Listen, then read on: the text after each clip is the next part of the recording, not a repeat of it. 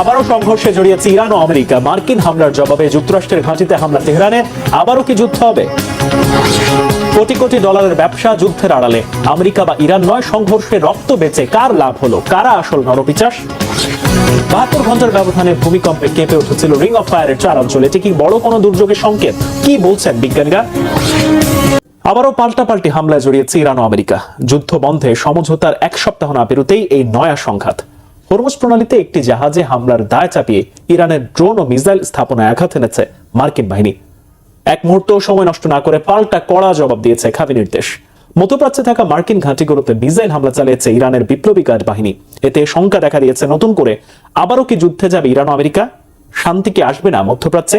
সঞ্জিত ইসলাম তন্নির desk report. আবারও জ্বলছে ইরান। আবারও ইরান আমেরিকা পাল্টাপাল্টি সংঘর্ষ। দক্ষিণ ইরানের বন্দর এলাকা সিরিকের আশেপাশে অবস্থিত ড্রোন ও মিসাইল কেন্দ্র সহ উপকূলীয় রাডার সাইটগুলোতে শক্তিশালী মিসাইল হামলা চালিয়েছে আমেরিকা। পাল্টা জবাব দিতে এক মুহূর্ত দেরি করেনি খামেনির দেশ। মধ্যপ্রাচ্যে অবস্থিত মার্কিন ঘাঁটিগুলোতে মিসাইল দিয়ে আঘাত এনেছে ইরানের বিপ্লবী বাহিনী আইআরজিসি। ঘটনার শুরু শুক্রবার। এদিন হরমুজ প্রণালীতে সিঙ্গাপুরের পতাকাবাহী জাহাজ এভারগ্রিনে ড্রোন হামলার জন্য দায়ী করে একই দিন মাঝরাতে ইরানের গুরুত্বপূর্ণ সামরিক স্থাপনাগুলোতে আঘাত হানে মার্কিন বাহিনী। ভিডিও ফুটেজ প্রকাশ ও সামাজিক মাধ্যমে পোস্ট করে হামলার দায় স্বীকার করেছে মার্কিন সেন্ট্রাল কমান্ড সেন্টকম। তারা জানিয়েছে হরমুজ প্রণালীতে বাণিজ্যিক জাহাজকে লক্ষ্যবস্তু করার জবাবে ইরানে হামলা চালানো হয়েছে। হরমুজ প্রণালীতে হামলা চালিয়ে ইরান মূর্খতার পরিচয় দিয়েছে বলে মন্তব্য করেছেন মার্কিন প্রেসিডেন্ট ডোনাল্ড ট্রাম্প। এতদিন ইরানের সব সামরিক সক্ষমতা ধ্বংস করে দেওয়ার দাবি করে এলেও হরমুজের সবশেষ হামলার পর স্বীকার করলেন ইরানের কিছু সামরিক সক্ষমতা এখনো বাকি আছে। ইরান যুদ্ধে জিতেছে এমনটা নয়, তবে তাদের এখনো কিছু অস্ত্র আছে, ওরা গুলি চালাতে পারে। গতকাল হরমুজ প্রণালীতে ঢোকা একটি বড় জাহাজে ড্রোন হামলা চালিয়েছে। ওরা 4টা ড্রোন ছুড়েছিল, আমরা 3টি ভূপাতিত করেছি। ইরানের বিরুদ্ধে হরমুজ প্রণালীতে বাণিজ্যিক জাহাজে হামলার অভিযোগের জবাবে তেহরানের দুটি ভিন্ন প্রতিক্রিয়ার কথা জানিয়েছে আন্তর্জাতিক গণমাধ্যম।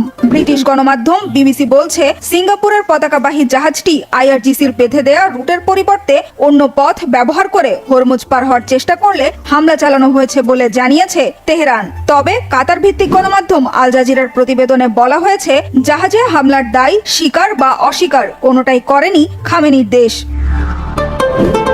ইরানে আবারও হামলা চালিয়ে যুক্তরাষ্ট্র সমঝোতা স্মারকের শর্ত ভেঙেছে বলে অভিযোগ করেছেন দেশটির জাতীয় নিরাপত্তা কমিটির প্রধান ইব্রাহিম আজিজি।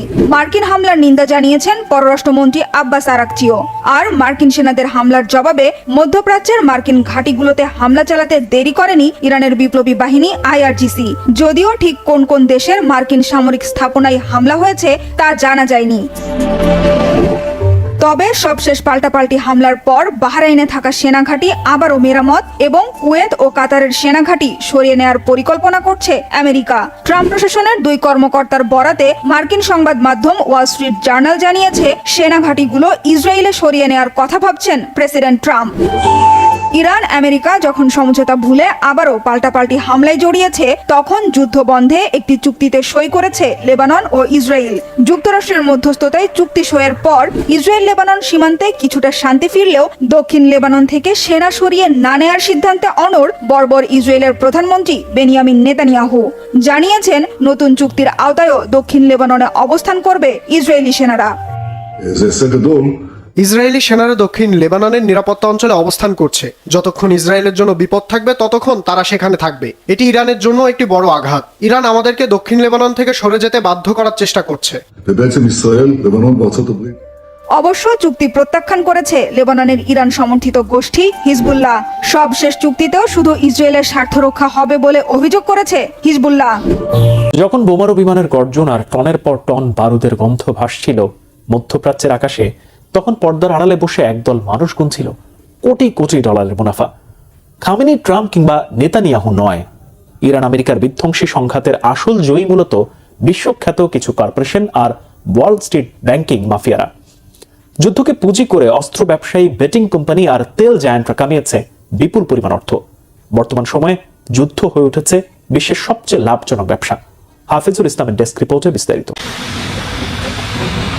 খামেনি, ট্রাম্প কিংবা নেতানিয়াহু নন। ইরান আমেরিকার বিধ্বংসী যুদ্ধে সবচেয়ে বড় জয় পেয়েছে মূলত একদল ব্যবসায়ী। মধ্যপ্রাচ্যের বিভিন্ন দেশে যখন টনের পর টন বোমা পড়ছিল, ঠিক সেই সময়ে পর্দার আড়ালে চলছিল বিলিয়ন বিলিয়ন ডলারের ব্যবসা। তেলের বাজার থেকে শুরু করে ওয়াল স্ট্রিটের বড় বড় ব্যাংক, যুদ্ধকে পুঁজি করে রাতারাতি টাকার পাহাড় বানিয়েছে বিভিন্ন কর্পোরেশন।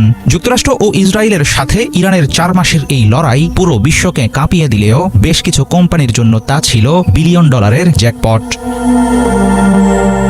যুদ্ধের বাজারে সবচেয়ে বড় মুনাফা স্বীকার করেছে জ্বালানি কোম্পানিগুলো। জ্বালানি সরবরাহের প্রধান সামুদ্রিক পথ হরমুজ প্রণালীতে অচলাবস্থার জেরে তেলের দাম ব্যারেল প্রতি $126 ঠেকেছিল। এই সুযোগে বিকল্প পথ ব্যবহার করে সৌদি আরামকো তাদের লাভ বাড়িয়েছে 25%। পাশাপাশি বিপি এবং টোটাল এনার্জিসের মতো জ্বালানি জায়ান্টগুলো বিশ্বব্যাপী সংকটের মাঝেই ভারী করেছে নিজেদের পকেট। সমুদ্রপথে ঝুঁকি বাড়ার অজুহাতে জাহাজ ভাড়া এবং যুদ্ধের বীমা খরচ রাতারাতি 10 গুণ পর্যন্ত বাড়িয়ে কোটি কোটি ডলার লুটে নিয়েছে পরিবহন ও বীমা কোম্পানিগুলো। সংঘাতের চরম উত্তেজনার মাঝেই অস্ত্র নির্মাণকারী কারখানাগুলোতে দেখা গেছে উৎসবের আমেজ। যুদ্ধ শুরুর কয়েকদিনের মধ্যে হোয়াইট হাউসে হওয়া এক গোপন বৈঠকে হাজির হন বিশ্বের শীর্ষ অস্ত্র নির্মাতারা। তখন পেন্টাগন থেকে প্রায় $700 বিলিয়ন অতিরিক্ত বাজেট পাশ করিয়ে নেয় কোম্পানিগুলো। ফলে বোয়িং ও লকহিড মার্টিনের মতো অস্ত্র নির্মাতা প্রতিষ্ঠানগুলোর কাছে উপচে পড়তে থাকে নতুন সমরাস্ত্রের অর্ডার। সাধারণ মানুষের ট্যাক্সের টাকা তখন সরাসরি চলে যায় অস্ত্র ব্যবসায়ীদের তহবিলে। বড় অঙ্কের মুনাফা লুটেছে আর্থিক খাতের মাফিয়ারা। বিশ্ববাজারের চরম অস্থিরতা ও মুদ্রার ওঠানামা কাজে লাগিয়ে ওয়াল স্ট্রিটের মাত্র 6টি ব্যাংক বছরের প্রথম 3 মাসেই রেকর্ড $48 বিলিয়ন মুনাফা ঘরে তুলেছে। যুদ্ধ শুরু হতেই বিশ্ববাজারে শেয়ার, মুদ্রা আর জ্বালানি তেলের দামে যে নজিরবিহীন ওঠানামা বা ভোলাটিলিটি তৈরি হয়, সেটাই ব্যাংকারদের এনে দেয় বিশাল জ্যাকপট। যুদ্ধের আতঙ্কের মাঝেও তাই ব্যাংকগুলোর ট্রেডিং ডেস্ক সচল ছিল দিনরাত। ভূরাজনৈতিক অনিশ্চয়তায় বিশৃঙ্খলাই যেন তাদের মুনাফা বানানোর সবচেয়ে বড় হাতিয়ার। তবে সবচেয়ে বড় অনৈতিক কেলেঙ্কারিটি ঘটেছে অনলাইনে বাজি ধরার প্ল্যাটফর্মগুলোতে। মার্কিন প্রেসিডেন্ট ডোনাল্ড ট্রাম্পের যুদ্ধবিরতি ঘোষণার ঠিক কয়েক মিনিট আগে কিছু রহস্যময় নতুন অ্যাকাউন্ট থেকে কোটি কোটি টাকার বাজি ধরা হয়। গবেষকরা বলছেন, গোপন তথ্য ফাঁসের মাধ্যমে প্রায় $143 মিলিয়ন এই অবিশ্বাস্য আয় কোনো ভাগ্যের ব্যাপার নয়, বরং এটি ছিল সুপরিকল্পিত জালিয়াতি। এসব পরিসংখ্যান পরিষ্কার করে দেয় কর্পোরেট দুনিয়ার একদল মানুষের কাছে যুদ্ধ সবসময়ই পরম আশীর্বাদ। বিশ্বের অন্যতম বৃহৎ তেল ও গ্যাস মজুদের অধিকারী হওয়া সত্ত্বেও 4 দশকেরও বেশি সময় ধরে কঠোর মার্কিন নিষেধাজ্ঞার কারণে ইরান তার পূর্ণ অর্থনৈতিক সম্ভাবনাকে কাজে লাগাতে পারেনি। তবে সম্প্রতি যুদ্ধ বন্ধের চুক্তি অনুসারে মার্কিন নিষেধাজ্ঞা প্রত্যাহারের জেরে মধ্যপ্রাচ্যের ভূ রাজনীতি ও জ্বালানি বাজারে নতুন সমীকরণ দেখা দিতে শুরু করেছে। বিশেষজ্ঞরা বলছেন, এই নিষেধাজ্ঞা দীর্ঘস্থায়ী হলে আগামী 1 দশকের মধ্যে অর্থনৈতিক দিক থেকে উপসাগরীয় অঞ্চলের সবচেয়ে সমৃদ্ধ দেশগুলোর কাতারে উঠে আসতে পারে ইরান। ইসরায়েল জোবাইরের ডেস্ক রিপোর্ট। 4 দশকেরও বেশি সময় ধরে কঠোর মার্কিন নিষেধাজ্ঞার চাপ সামলাতে হয়েছে ইরানকে। এই দীর্ঘ সময়ে দেশটির অর্থনীতি বারবার সংকটে পড়েছে। ব্যাপক মাত্রায় কমেছে তেল রপ্তানি, বাধাগ্রস্ত হয়েছে বৈদেশিক বাণিজ্য। একই সাথে আন্তর্জাতিক আর্থিক ব্যবস্থায় প্রবেশের পথও সংকুচিত হয়েছে। তবে যুদ্ধ অবসানের জেরে সম্প্রতি মার্কিন নিষেধাজ্ঞা প্রত্যাহারের ফলে ইরানের অর্থনীতিতে বড় ধরনের পরিবর্তনের সম্ভাবনা তৈরি হয়েছে। বিশ্লেষকদের মতে, এই নীতি দীর্ঘমেয়াদে বহাল থাকলে তেল রপ্তানি, বৈদেশিক মুদ্রা আয় এবং নতুন বিনিয়োগের সুবাদে আগামী 1 দশকের মধ্যেই ইরান বিশ্বের অন্যতম ধনী দেশগুলোর কাতারে চলে আসতে পারে। 22 জুন যুক্তরাষ্ট্রের ট্রেজারি বিভাগ প্রাথমিকভাবে 60 দিনের জন্য ইরানের অপরিশোধিত তেল উৎপাদন, বিক্রি ও সরবরাহের উপর আরোপিত নিষেধাজ্ঞা শিথিলের ঘোষণা দেয়। এর ফলে বর্তমানে মার্কিন কোম্পানিগুলো সরাসরি ইরানের তেল কিনতে পারবে, ডলারে মূল্য পরিশোধ করতে পারবে, এমনকি পূর্বের কালো তালিকাভুক্ত ইরানি ট্যাঙ্কারগুলো থেকেও তেল সংগ্রহের সুযোগ পাবে। বিশ্লেষকদের মতে 1979 সালের ইসলামী বিপ্লবের পর এই প্রথম এত বড় পরিসরে ইরানি তেলের ওপর বিধিনিষেধ শিথিল হলো। ইতিহাস বলছে, ইরানের ওপর যুক্তরাষ্ট্রের নিষেধাজ্ঞা শুরু হয় 1980 সালে। পরবর্তী সময়ে, বিশেষ করে 2010 সালের পর ওয়াশিংটন আরও কঠোর নিষেধাজ্ঞা আরোপ করে, যেন অন্য দেশগুলো ইরানি তেল কেনা থেকে বিরত থাকে। 2015 সালে ইরান ও বিশ্ব শক্তিগুলোর মধ্যে স্বাক্ষরিত পারমাণবিক চুক্তির পর কিছু কিছু নিষেধাজ্ঞা স্থগিত করা হয়েছিল। কিন্তু 2018 সালে তৎকালীন প্রেসিডেন্ট ডোনাল্ড ট্রাম্প যুক্তরাষ্ট্রকে সেই চুক্তি থেকে প্রত্যাহার করে নিলে নিষেধাজ্ঞাগুলো আবারও কার্যকর হয়। ব্রিটিশ সাময়িকী দ্য ইকোনমিস্ট এর বিশ্লেষণ অনুযায়ী এবারের সিদ্ধান্ত আগের যে কোনো ছাড়ের তুলনায় অনেক বেশি বিস্তৃত।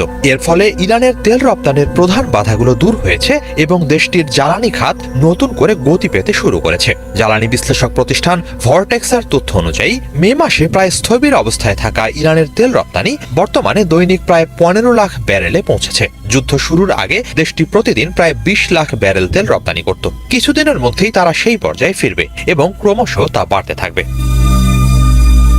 বিশ্লেষকরা বলছেন, রপ্তানি আরো বাড়াতে হলে ইরানের এখন নতুন নতুন ক্রেতা প্রয়োজন। মার্কিন নিষেধাজ্ঞা বহাল না থাকায় সেই ক্রেতা পেতে সমস্যা হবে না। সাম্প্রতিক বছরগুলোতে দেশটির অধিকাংশ তেল কিনেছে চীন।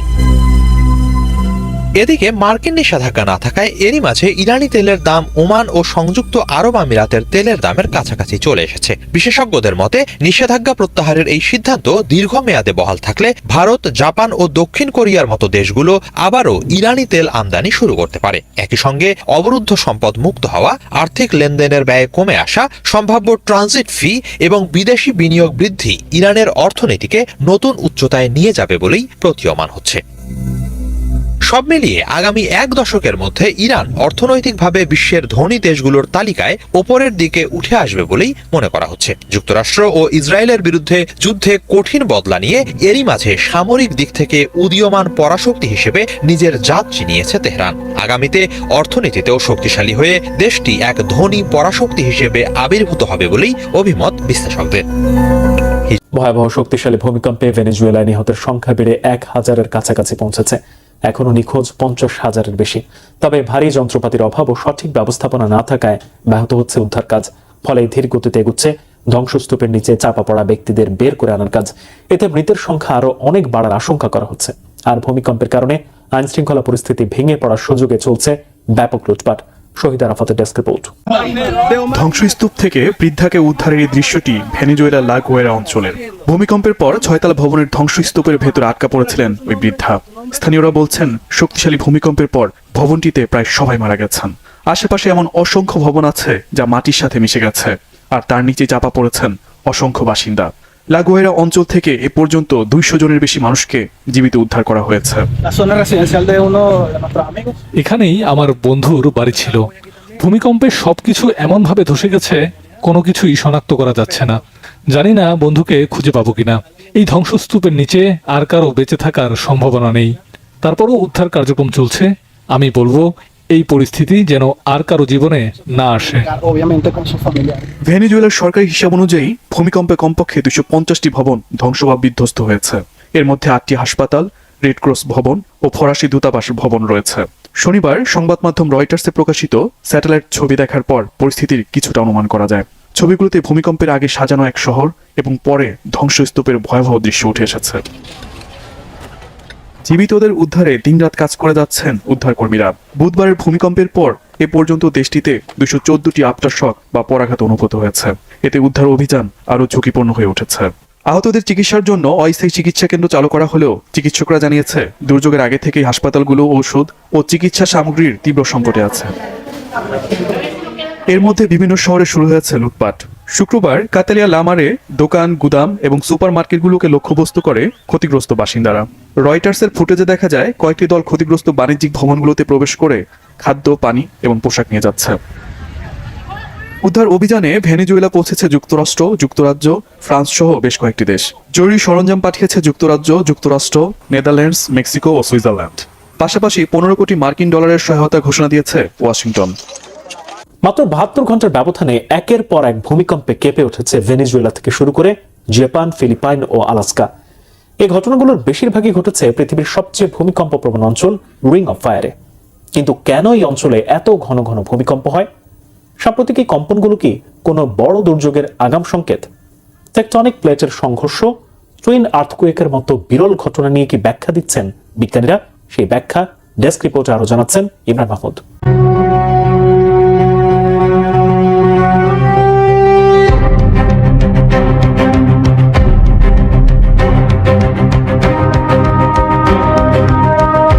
ভেনেজুয়েলা ভেনিজুয়েলা, জাপান, ফিলিপাইন বা আলাস্কা গত 72 ঘন্টায় পৃথিবী কেঁপে উঠেছে বেশ কয়েকবার।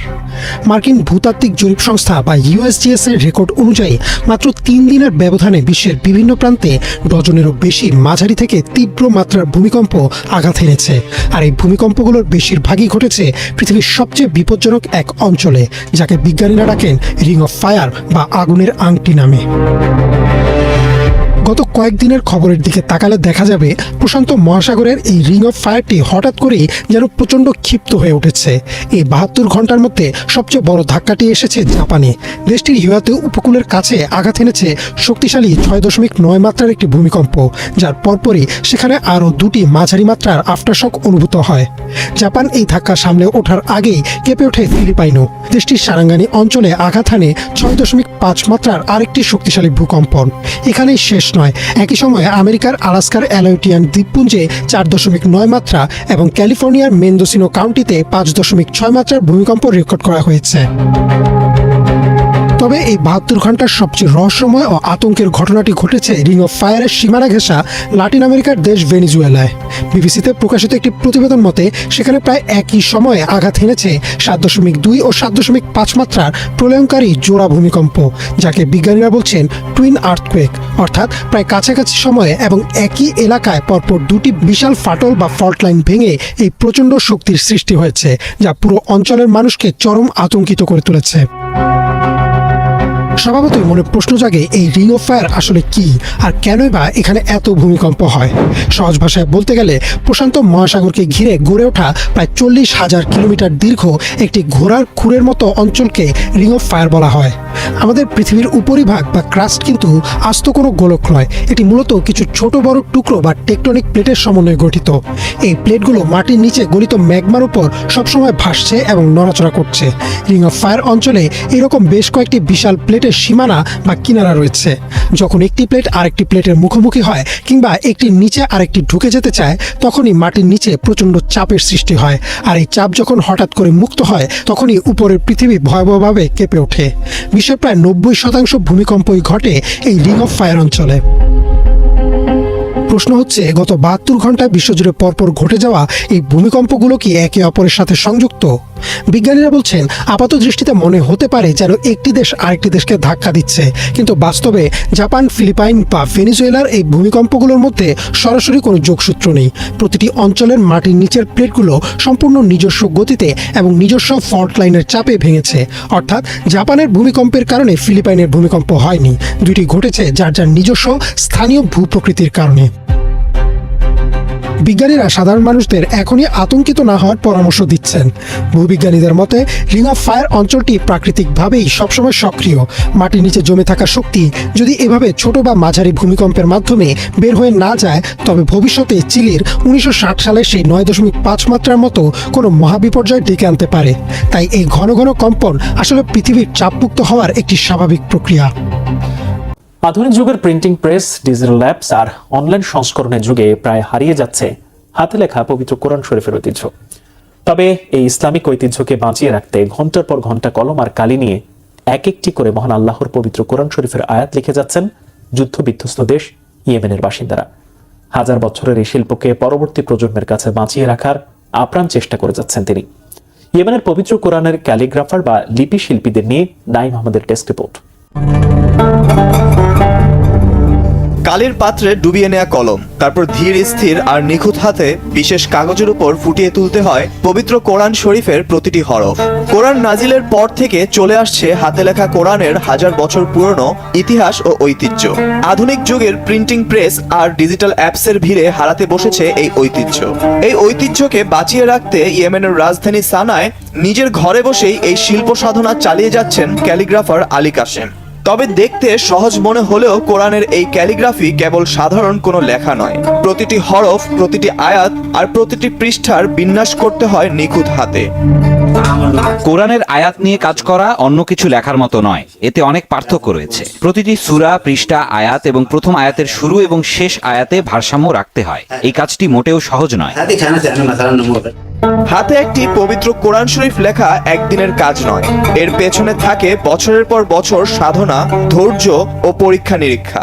এর জন্য বুঝতে হয় পবিত্র কোরআনের ভাষা ও লিপি। ভাষাগত জ্ঞানের পাশাপাশি প্রয়োজন হয় কোরআনের সাথে আধ্যাত্মিক সংযোগেরও। পবিত্র কোরআন লিখতে প্রয়োজন অনেক গভীর সাধনার। আমার কাছে এই কাজের প্রেরণা হিসেবে কাজ করেছে মহান আল্লাহর পবিত্র কোরআনের সাথে নিজেকে সংযুক্ত করতে পারা। এই কাজ করতে আল্লাহর দয়ার প্রয়োজন হয়। কাজটি করতে পেরে আমি গর্বিত। কোরআন লেখার এই কাজ আমার ক্যালিগ্রাফির প্রতিভাকে যতটা শানিত করেছে তা অন্য কোনো কিছুতে আমি পাইনি। নাস্ক লিপি হলো আরবি লিপি বা ক্যালিগ্রাফিক শৈলীর একটি বহুল পরিচিত লিখন পদ্ধতি, কিন্তু কোরআন শুধু উসমানী লিপি ব্যবহার করে লেখা হয়। এর কারণ হলো উসমানী লিপি অর্থ, অলংকার, ভাষা, ব্যাখ্যা এবং আবৃত্তি সম্পর্কিত সুনির্দিষ্ট নিয়মের উপর প্রতিষ্ঠিত হয়েছিল। বছরের পর বছর ধরে চলা সংঘাত ও অর্থনৈতিক দুর্দশার কারণে ইয়েমেন নানা প্রতিকূলতার সম্মুখীন হওয়া সত্ত্বেও কাশিমের মতো শিল্পীরা এই শিল্পরূপটিকে টিকিয়ে রেখেছেন। ঐতিহ্যবাহী কৌশলগুলো নতুন প্রজন্মের কাছে পৌঁছে দিচ্ছেন এবং কোরআন হাতে লেখার শতবর্ষ প্রাচীন এই কারুশিল্পের অস্তিত্ব টিকিয়ে রাখার চেষ্টা করছেন। দিন দিন ক্যালিগ্রাফির সংখ্যা কমছে, তবে সাম্প্রতিক সময়ে 2000 সালের আগে ও পরে বেশ কিছু ক্যালিগ্রাফার এসেছে। তারা অনেকেই খুব ভালো ক্যালিগ্রাফার। আশা করি তারা একে অপরের সাথে প্রতিযোগিতা করবে এবং কোরআনের সেবক হিসেবে নিজেদের পরিচয় দিতে গর্ববোধ করবেন। অনেকের কাছে কোরআন শুধু একটি পবিত্র গ্রন্থ নয়, বরং শিল্প, ঐতিহ্য আর আধ্যাত্মিকতার অনন্য নিদর্শন। প্রিন্টিং প্রযুক্তি আবিষ্কারের আগে হাতে লেখাই ছিল পবিত্র আল কোরআন সংরক্ষণ ও সারা বিশ্বে ছড়িয়ে দেওয়ার প্রধান মাধ্যম। এই শিল্পকে টিকিয়ে রাখতে লড়াই করে যাচ্ছেন ইয়েমেনের এই ক্যালিগ্রাফাররা।